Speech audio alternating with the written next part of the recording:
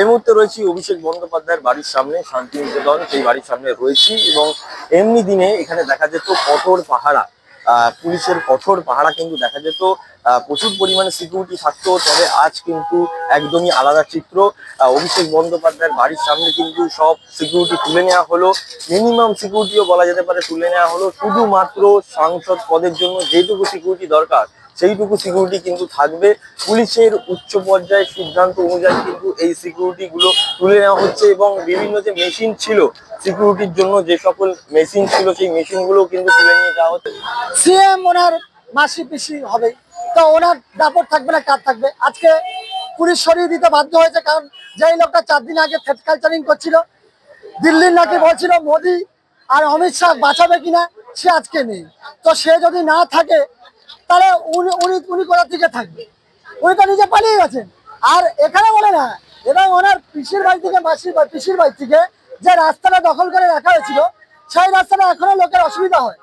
আশুতোষ কলেজকে আমরা পড়াশুনো হয় না, এতদিন ধরে ওরা নিজেরা লবিবাজি করে গেছে। আজকে যখন আমরা আসি তখন ফার্স্ট ইয়ারের কয়েকটা ছেলে মেয়েরা যারা মানে মন থেকে হয়তো বিজেপিকে সাপোর্ট করে, তাদের ওপেনিং থ্রেট দাও তো তোদের এখানে টিএমসি করতে হবে। এখানে অন্যদিন দেখা যায় একদম ব্যারিকেড এবং ভেতরে প্রচুর সিকিউরিটি পুলিশ বাহিনী থাকে।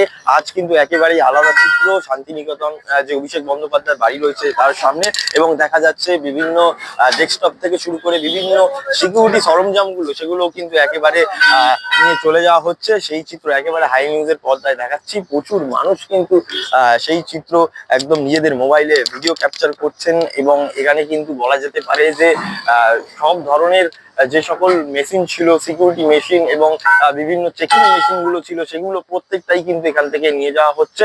সেই প্রক্রিয়া কিন্তু চলছে।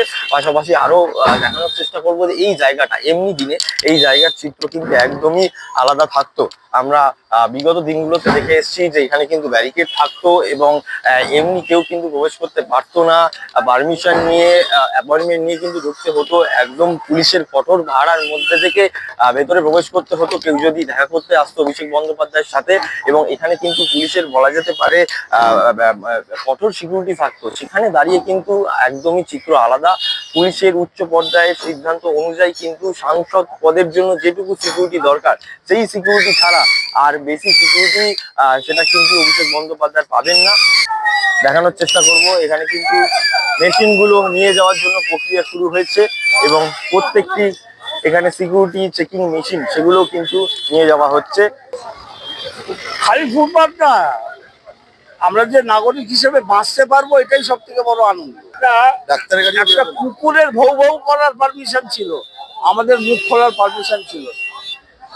এরকম অবস্থা ছিল। হ্যাঁ, মুখ খুলে 150 পুলিশ আপনার বাড়িতে চলে যাবে, রাত্রে তুলে আনবে। অন্যদিকে খাখা করছে মমতা বন্দ্যোপাধ্যায়ের হরিশ চ্যাটার্জি স্ট্রিটের বাড়ির সামনের রাস্তা। পুলিশের কিয়ক্স বুথ সম্পূর্ণভাবে খালি করে দেওয়া হয়েছে। একজন পুলিশ কর্মীও আর নেই নিরাপত্তার জন্য। এই সিকিউরিটি অনেক আগেই এই রাস্তা সবসময় ছেড়ে রাখা হচ্ছে।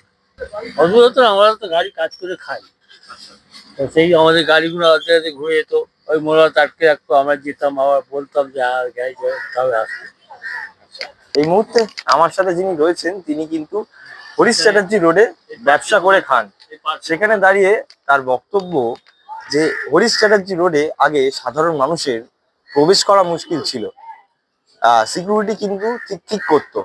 কি বলছেন তিনি আরো একবার শুনবো। সিকিউরিটি গার্ডের জন্য তো অসুবিধা হয়েছে। এরা কোথায় যাবেন?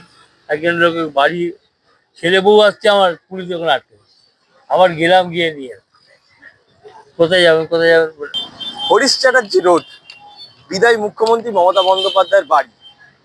এই রাস্তা সাধারণ মানুষের প্রবেশের জন্য খুবই অসুবিধার ছিল, কারণ এখানে সিকিউরিটি টাইট থাকতো, ঠিক থেকে পুলিশের ভিড় থাকতো। সাধারণ মানুষ এখান থেকে যাতায়াত করতে বিভিন্ন বাধার মুখে পড়তো। তবে এখন অবাধে যাতায়াত করছে সাধারণ মানুষ, সেই ছবি দেখাচ্ছি।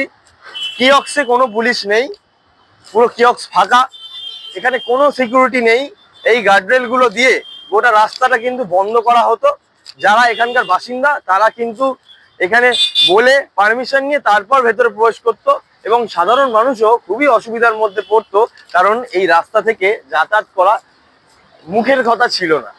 হরিশ চ্যাটার্জি রোড কালীঘাট। আমি এখন যেখানে রয়েছি এখানে কিন্তু গতকালও দেখেছি সিকিউরিটি কিছুটা হলেও তুলে নেওয়া হয়েছে এবং আজ মিনিমাম সিকিউরিটিও তুলে নেওয়া হচ্ছে। আর সেই ছবি একেবারে হাই নিউজের পর্দায় তুলে ধরলাম। একদিকে অভিষেক বন্দ্যোপাধ্যায়ের বাড়ির সামনে থেকে সিকিউরিটি তুলে নেওয়া হলো, অন্যদিকে মমতা বন্দ্যোপাধ্যায় বিদায় মুখ্যমন্ত্রী, তার বাড়ির সামনে থেকেও সকল মিনিমাম সিকিউরিটি পর্যন্ত তুলে নেওয়া হচ্ছে। হাই নিউজের জন্য অভিষেক সিংহ, কলকাতা।